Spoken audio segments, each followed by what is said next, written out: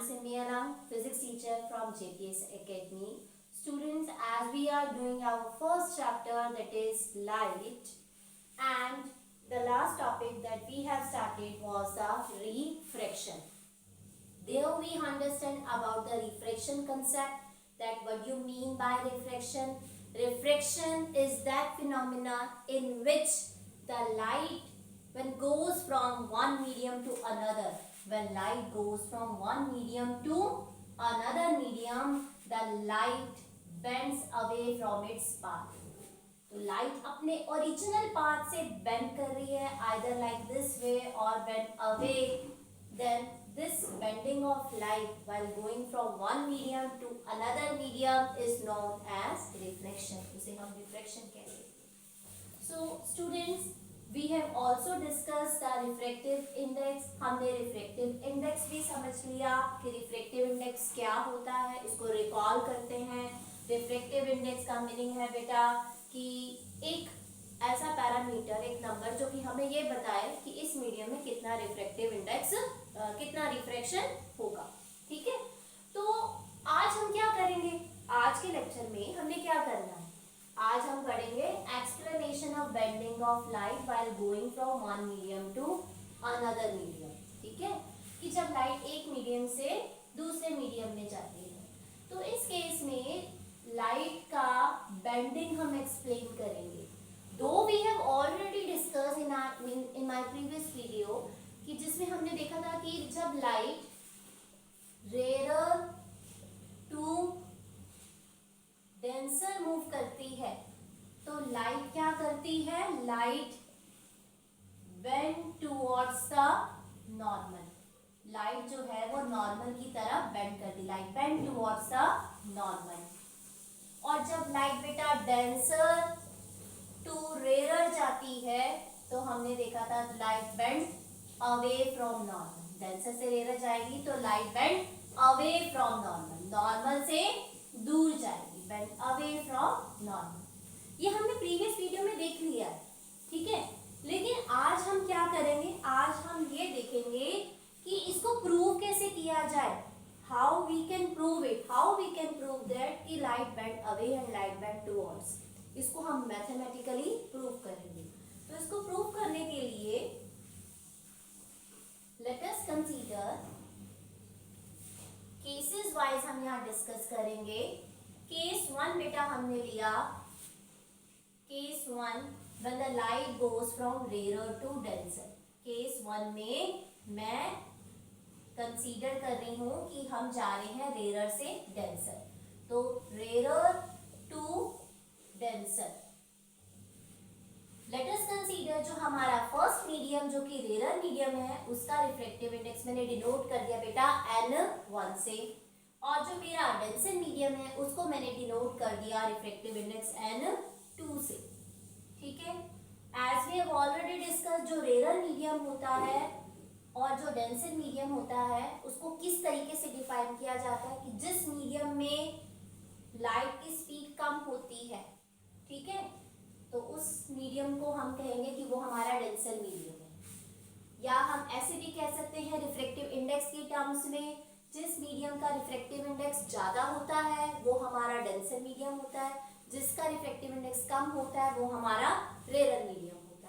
तो मैंने अगर n1 रेयर को और n2 अगर डेंसर को डिनोट किया है तो मैं यहाँ ये कंडीशन लिखूंगी कि that here n1 is less than n2. मैंने यहाँ पर ये कंसीडर किया कि n1 जो है वो n2 से लेस है. ठीक है, रेयर टू डेंसर वाला केस ले रही हूँ. अगर रेयर को n1 और डेंसर को n2 लिख रहे हैं, that means n1 is less than n2.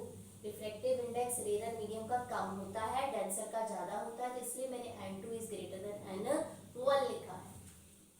Now let us consider any incident ray. I have drawn a normal, एक नॉर्मल लाइन हमने ड्रॉ की. इंसिडेंट रे और normal it will makes an angle of incident. ठीक है, आई से हमने इसको denote कर दिया. बट मुझे नहीं पता कि लाइट अब रेयर से डेंसर में लाइट क्या करेगी, भूल जाते हैं. ठीक है, लेट्स फॉरगेट. हमें नहीं पता कि लाइट बेंड टुवर्ड्स करेगी, बेंड अवे करेगी या सीधा पास करेगी, भूल जाते हैं. ठीक है, जो भी हमने अभी तक लर्न की। अब इसको हम प्रूव करते हैं। तो प्रूव करने के लिए यहाँ पर मुझे क्या क्या पता होना चाहिए, तभी तो मैं किसी चीज को लेकर उसको यूज करके प्रूव करूंगी। तो मैंने इस एंगल ऑफ इंसिडेंस लिया I, रिफ्रैक्टिव इंडेक्स मुझे पता N1, इधर का रिफ्रैक्टिव इंडेक्स N2। मुझे इतना तो पता है कि जब दूसरी मीडियम में लाइट जाएगी, रिफ्रैक्टेड रे जाएगी, तो रिफ्रैक्टेड एंगल बनाएगी, मतलब मुझे R भी पता है। ठीक है, I also know about the R, मुझे R भी पता है। तो अभी मैं ये नहीं बनाना चाह रही, क्योंकि मैं देखेंगे कि लाइट बेंड टुवर्ड्स करेगी या अवे करेगी। बस मैं ये कहना चाह रही हूँ कि मुझे R पता है कि R क्या है।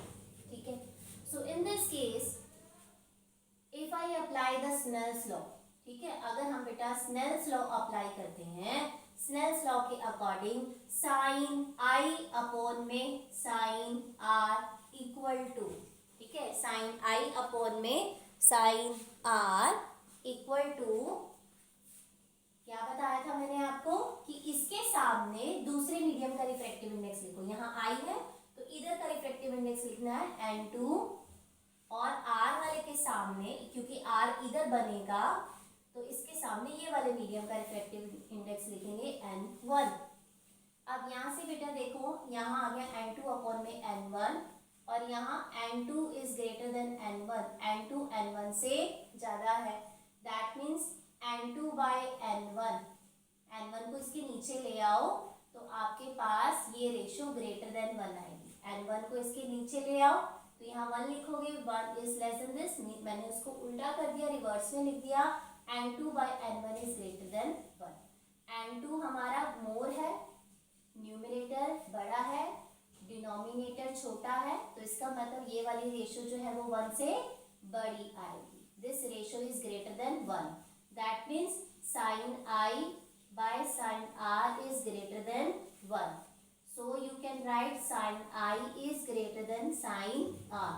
Sin I बेटा greater than sin R आ रहा है। आप लोगों ने मैथ्स में कंसेप्ट पढ़ा था ट्रिग्नोमेट्री फंक्शंस, या मे बी अभी आप पढ़ेंगे डिटेल में। ट्रिग्नोमेट्री फंक्शंस में क्या होता है, ये जब थीटा की वैल्यू जो है वो 0 डिग्री टू 90 डिग्री तक जाते हैं, जैसे 0 डिग्री, 30, 60, 45, इस तरीके से आप कुछ डिफाइंड वैल्यूज पे, एंगल की वैल्यूज पे आप साइन थीटा की वैल्यू लर्न करेंगे। तो हमारी साइन थीटा की वैल्यू 0 पर 1 होती है, 0 पे 0 होती है, 90 पे 1 होती है। तो आप देखोगे कि साइन की वैल्यू जो है, जैसे जैसे एंगल बढ़ता है वैसे ही वैल्यूज भी बढ़ती है। इट मीन्स अगर एंगल बड़ा होगा तो वैल्यूज बड़ी होंगी, या उल्टा कहूँ कि अगर साइन थीटा की वैल्यूज ज़्यादा आ रही है तो एंगल भी उतना ही ज़्यादा आएगा कंपैरिजन में। अगर यहाँ पर कंपैरिजन ही तो हो रहा है, sine I greater than sine R है, that means sine I greater than sine R का मतलब है कि ये वाला जो एंगल है, angle I is more than R. Incident angle बड़ा होगा, रिफ्लेक्टेड एंगल छोटा होगा, इंसिडेंट एंगल बड़ा, रिफ्लेक्टेड एंगल छोटा। अगर मैं इस लाइन को बिल्कुल स्ट्रेट बनाती, मतलब कि लाइट बिल्कुल स्ट्रेट पाथ में जा रही है, चेंज नहीं कर रही अपने पाथ को, तो ये एंगल इक्वल, पर आई इक्वल टू आर नहीं है। और अगर लाइट को मैं बेंड अवे फ्रॉम नॉर्मल करती हूँ तो यहाँ हम देखेंगे R जो है वो I से बड़ा हो जाएगा, पर R बड़ा भी नहीं है, R तो छोटा आ रहा है। R छोटा कब आएगा, जब लाइट बेटा क्या करेगी, बेंड टुवर्ड्स करेगी। जब लाइट बेंड टुवर्ड्स करेगी तो हमारा R छोटा होगा। इसका मतलब ये है कि light bend towards the normal, light bend towards the normal, normal की तरफ लाइट बेंड करेगी। कब, जब लाइट रेयर से डेंसर मूव करेगी। यही तो हमने प्रूव करना था कि जब लाइट रेयर से डेंसर मूव करती है तो लाइट क्या करती है, बेंड करती है। इसको हमने प्रूव कर दिया मैथमेटिकली, इसको हमने प्रूव किया है mathematically. Now you can take the screenshot, आप इसकी स्क्रीनशॉट ले लीजिए। ओके, चल नेक्स्ट करें नेक्स्ट केस।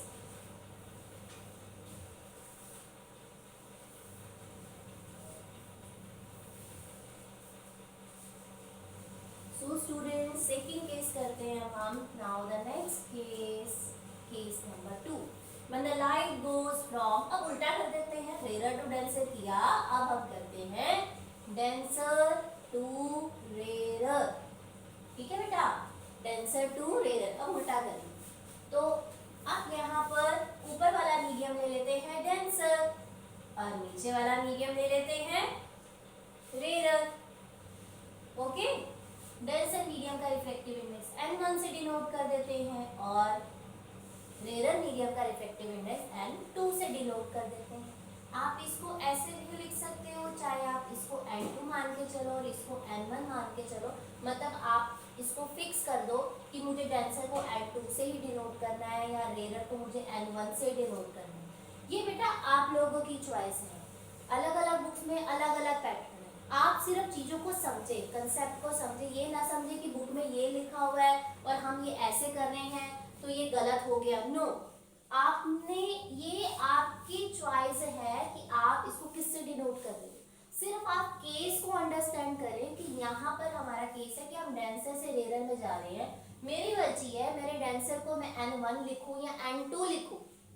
ठीक है, तो चलो जो मर्जी लिख लेते हैं। मान लेते हैं n1 लिख दिया मैंने इसको, क्योंकि मैं प्रेफर करूंगी कि मैं इस मीडियम से इस मीडियम में जाऊंगा। तो मेरा पहला मीडियम ये है तो मैंने पहले के लिए n1 लिख दिया। दूसरा मीडियम मेरा नेक्स्ट जहां मैं जा रही हूँ वो दूसरा मीडियम है, उसको मैंने n2 से डिनोट कर दिया। ठीक है, मेन थिंग बेटा क्या चीज इंपॉर्टेंट है कि वहां मिस्टेक ना हो, वो ये है कि n1 डेंसर है, जो n2 है वो रेरर है। ये इंपॉर्टेंट है कि आप यहाँ पर इसका रिलेशन करेक्ट लिखें। ठीक है, वो रिलेशन क्या, डेंसर मतलब इस मीडियम का रिफ्रैक्टिव इंडेक्स इससे ज्यादा है। ठीक है, डेंसर मतलब वो मीडियम जिसका रिफ्रैक्टिव इंडेक्स ज्यादा हो, मतलब n1 बड़ा है n2 छोटा है, ये करेक्ट होना चाहिए। n1 is more, n2 is less. ठीक है, सो इन दिस केस यहाँ पर हम अप्लाई करते हैं Snell's law. By Snell's law के अकॉर्डिंग साइन आई अपॉन में साइन आर, ठीक है, साइन आई अपॉन में साइन आर इक्वल टू, यहाँ पर पहले बनाया ही नहीं हमने तो खाली मीडियम बना दिया। रिफ्रैक्शन के लिए रे तो आनी चाहिए, तो इंसिडेंट रे, नॉर्मल और इसके बीच में एंगल आई। अब ये इधर जाएगी, जब रिफ्रैक्टेड रे इधर जाएगी, मैं नहीं बना रही क्योंकि मुझे फाइंड आउट करना है कि मैं रे को इसकी तरफ बनाऊं, अवे बनाऊं या स्ट्रेट बनाऊं। ठीक है, तो पर मुझे इतना पता होगा कि यहाँ पर रिफ्रैक्टेड एंगल एक बनेगा, तो साइन आई अपॉन में साइन आर। साइन आई लिखा, अभी बताया आई के सामने क्या आता है, दूसरे वाले मीडियम का रिफ्रैक्टिव इंडेक्स। इधर कौन सा रिफ्रैक्टिव इंडेक्स है, यहाँ पर n2 है, तो यहाँ क्या लिखूंगी, n2 लिखूंगी। साइन आर, आर इधर बनेगा, अपोजिट वाले का लेना रिफ्रैक्टिव इंडेक्स, इधर वाले मीडियम का रिफ्रैक्टिव इंडेक्स क्या है, n1 है, तो क्या लिखोगे आप यहाँ पर, n1 लिखोगे। आप यहाँ देखो n2 बाय n1, n2 यहाँ पर छोटा n1 से, न्यूमरेटर हमारा छोटा है डिनोमिनेटर से। अगर ऊपर वाला नंबर छोटा है इसका मतलब ये वाली रेशियो लेस देन 1 आएगी। That means sine I upon में साइन आर लेस देन 1 आएगा। That means sine I is less than sine R. Sine I जो है वो साइन आर से छोटा आ रहा है, साइन आई जो है वो साइन आर से छोटा आ रहा है। अभी मैंने आपको बताया अगर ट्रिग्नोमेट्रिक फंक्शंस की वैल्यू आप कंपेयर करते हो, साइन की वैल्यू अगर आप कंपेयर करते हो, तो साइन की वैल्यू अगर ये छोटी है इससे, तो इसका मतलब एंगल भी छोटा होगा, आई लेस देन आर होगा, आर बड़ा होगा। आर बड़ा बनाने के लिए मुझे लाइट को ना तो इसके पास लेकर आना है ना मुझे सीधा लेके जाना है, तो मैं रिफ्लेक्टेड रे कैसे बनाऊंगी, I will draw this reflected ray such that it will bend away from the normal. Normal से दूर लेके जाना है मुझे। ठीक है, तो यहाँ पर R क्योंकि बड़ा है, that's why the light will bend away from normal. तो ठीक है बच्चे, आपको लर्न हो गया कि जब लाइट डेंसर टू रेयर जाएगी तो light will bend away from normal, normal से वो रे दूर जाएगी। Is it clear? Now students you can take the screenshot. आप इसके जल्दी से screenshot ले लीजिए। Now we will do the next case. अब हम next case करते हैं, ठीक है। Next case में, third case में अब हम क्या लें, let us say यहाँ पर हम normal incidence की बात करें। नॉर्मल इंसिडेंस क्या होता है? ऐसा लग रहा है कि ये वर्ड हमने सुना हुआ है। Have you heard this? Yes, आपके पास मेरी वीडियो है जिसके अंदर हमने नॉर्मल इंसिडेंस केस डिस्कस किया हुआ है, रिफ्लेक्शन में किया था discuss. Normal incidence, normal incidence का क्या मीनिंग है? नॉर्मल तो समझ में आता है क्योंकि मैथ्स में ये वर्ड करते हो कि ज्योमेट्री में आता था ड्रॉ द नॉर्मल। तो नॉर्मल इंसिडेंस का क्या मीनिंग है? नॉर्मल इंसिडेंस का मतलब है कि जब आपने लाइट को नॉर्मली इंसिडेंट किया, मतलब लाइट जो है वो नॉर्मल की डायरेक्शन में इंसिडेंट किया है, नॉर्मल की डायरेक्शन में। This is medium 1 having reflective index n1। This is other medium जिसका रिफ्लेक्टिव इंडेक्स बेटा कितना लिया? n2 लिया। This one is incident ray. Normal incidence मतलब लाइट को हमने इंसिडेंट किया नॉर्मल की डायरेक्शन में, नॉर्मल की डायरेक्शन में मतलब आई की वैल्यू बेटा 0 डिग्री। ठीक है कि एंगल ऑफ इंसिडेंस 0 होगा। क्यों 0 होगा? 90 डिग्री होना चाहिए ना, नॉर्मल लिख रही हूं तो। नहीं, 90 नहीं, 0 होगा, क्योंकि जब लाइट को हम नॉर्मली इंसिडेंट करते हैं तो इंसिडेंट रे और नॉर्मल दोनों ही सेम लाइन हो गई, दोनों सेम डायरेक्शन में, तो उनके बीच में एंगल नहीं होगा, इसलिए आई की वैल्यू 0। क्योंकि इंसिडेंट एंगल क्या होता है? इंसिडेंट एंगल होता है नॉर्मल और इंसिडेंट रे के बीच में, लेकिन यहाँ पर ये जो हमारी इंसिडेंट रे है वो किसी एंगल पर नहीं, नॉर्मल है, along the direction of normal है, इसलिए बेटा आई की वैल्यू हमने 0 डिग्री ली। अब यहाँ पर I equal to 0, let's see whether there will be a refraction और नॉट, कि रिफ्रैक्शन होगी या नहीं होगी। अगेन बेटा स्नेल्स लॉ यूज करेंगे, साइन आई अपॉन में साइन आर। ठीक है, तो साइन आई अपॉन में साइन आर लेना है। इस केस में यहाँ पर अगेन n2 बाई n1 लिखेंगे। ठीक है, अब यहाँ पर आप क्या करो, r निकालना है।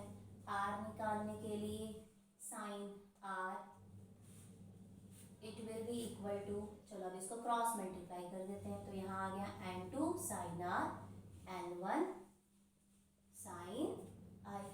ठीक है, n1 i की वैल्यू 0 डिग्री, n1 साइन 0। अब आपको ये याद करना होगा क्योंकि मैथ्स में ट्रिग्नोमेट्री चैप्टर में भी आपने अभी नहीं किया है, तो साइन 0 डिग्री 0 होता है एज साइन 0 0। ठीक है, साइन 0 डिग्री 0 होता है, तो इसका मतलब आपके पास इसकी वैल्यू किसके इक्वल आ गई?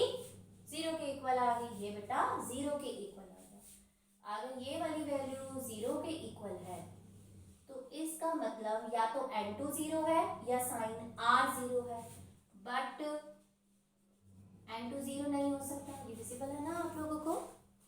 Yes, but n2 is not equal to 0, n2 0 नहीं हो सकता, रिफ्लेक्टिव इंडेक्स नहीं 0 है। ठीक है, इट इज, हमने जो मीडियम लिया है उसका reflective, how it can be possible कि मतलब वहां पर उसकी कोई लाइट की कोई स्पीड ही नहीं होगी। n2 is not equal to 0, n2 तो 0 नहीं हो सकता, इसका मतलब क्या 0 है? साइन r 0 है, साइन r 0 है। यहाँ मैंने बताया साइन 0 डिग्री पर 0 वैल्यू उल्टा लिखूं कि साइन की वैल्यू अगर 0 आ रही है इसका मतलब एंगल क्या है? 0 है, तो दिस इंप्लाइज r की वैल्यू 0 डिग्री। r 0 आ गया, ये समझ में आ गया कि r 0 है। अब r 0 है तो मैं यहाँ कैसे बनाऊं? रिफ्रैक्टेड रे। ठीक है, रिफ्रैक्टेड रे कैसे बनाते हैं? ये इंसिडेंट, अगर मैं ऑब्लिक इंसिडेंस देखूं तो आप बनाते थे इंसिडेंट रे, फिर आप रिफ्रैक्टेड रे या तो इसकी तरफ या इससे अवे करते थे। तो रिफ्रैक्टेड एंगल क्या होता था? रिफ्रैक्टेड रे और नॉर्मल के बीच का एंगल। अब एंगल ऑफ रिफ्रैक्शन 0 है, इसका मतलब जो हमारी रिफ्रैक्टेड रे है वो नॉर्मल की ही अलोंग है, वो नॉर्मल के अलोंग है। जो हमारी इस केस में जो रिफ्रैक्टेड रे है वो नॉर्मल के ही अलोंग, क्योंकि एंगल ऑफ रिफ्रैक्शन 0 आ रहा है। दैट मीन्स इस केस में आप देखो कि जब हमने लाइट को नॉर्मल इंसिडेंस किया तो लाइट बिल्कुल सीधी पास कर गई। ठीक है, इस केस में लाइट बेंड नहीं कर रही है। अगर लाइट बेंड नहीं कर रही है तो इसका मतलब रिफ्रैक्शन नहीं हो रहा। रिफ्रैक्शन क्या होता था? Bending of light. तो हम यहाँ लिखेंगे कि हियर नो रिफ्रैक्शन, कोई रिफ्रैक्शन नहीं होगा। जब लाइट नॉर्मल इंसिडेंट करेंगे तो कोई भी रिफ्रैक्शन नहीं होगा, there is no refraction. Got it? ठीक है, जल्दी से स्क्रीनशॉट लीजिए, यहाँ पर ले लिया स्क्रीनशॉट। अब नेक्स्ट करते हैं केस 4। केस 4 में case 4. Now here if I take both medium they are of same refractive index की, अगर मैंने दोनों ही मीडियम का रिफ्रैक्टिव इंडेक्स क्या ले लिया? सेम ले लिया। ठीक है, if n1 is equal to n2, the light is going from one medium to another medium, लेकिन दोनों का रिफ्रैक्टिव इंडेक्स क्या है? सेम है। तो इस केस में, in this case, यहाँ पर incident ray, normal line, incident angle I, n1 n2, but they are same. ठीक है, उनकी वैल्यू सेम है। तो अगेन बाय स्नेल्स लॉ के अकॉर्डिंग साइन I अपॉन में sine R equal to sine I upon में sine R equal to n2 upon में n1 लिखना है। ये तो मैंने आपको फॉर्मेट बताया ना, साइन I इसके सामने I के सामने दूसरे मीडियम का रिफ्रैक्टिव इंडेक्स लिखा है n2 अपॉन में n1, लेकिन n2 इक्वल टू n1 है, बोथ आर सेम, तो ये कैंसिल हो गए। साइन I अपॉन में साइन R इक्वल टू 1 आ गया। Sine I equal to sine R, इसका मतलब I इक्वल टू R। अगर दोनों सेम है इसका मतलब एंगल सेम है। I equal to R, I equal to R का मतलब, I इक्वल टू R का मतलब कि रिफ्रैक्टेड रे जो है, जो रिफ्रैक्टेड रे है वो स्ट्रेट जाएगी, वो अपनी पाथ से चेंज नहीं करेगी। जो डायरेक्शन इंसिडेंट रे की है वही डायरेक्शन हमारी रिफ्रैक्टेड रे की होगी, तभी एंगल I और R क्या आएंगे? सेम आएंगे। इसमें भी लाइट अपने पाथ से चेंज नहीं कर रही है, इसका मतलब no bending, it means no refraction. यहाँ पर भी रिफ्रैक्शन नहीं हो रहा, देयर इज नो रिफ्रैक्शन। तो स्टूडेंट्स, आज के लेक्चर में हमने ये समझा कि लाइट बेंड कैसे करेगी जब लाइट एक मीडियम से दूसरे मीडियम में पास करती है। 4 केसेस लिए, rare to denser, denser to rare, third case normal incidence का, फोर्थ केस अगर दोनों मीडियम के रिफ्रैक्टिव इंडेक्स क्या हो? सेम हो। तो स्टूडेंट्स, आज का लेक्चर आई होप ये आप लोगों को क्लियर होगा। And student, please subscribe my channel and also comment on the videos that how you feel and just give me your suggestion। आप इसमें और इम्प्रूवमेंट वीडियो में, ऑडियो में, just tell me your views कि what you feel about the video. ठीक है, just please, ठीक है, ताकि मैं नेक्स्ट जो वीडियोस आप लोगों के साथ में शेयर करूं उसमें और ज़्यादा इम्प्रूवमेंट हो। सो in the last, thank you all of you, and please don't forget to subscribe, like and share with your friends.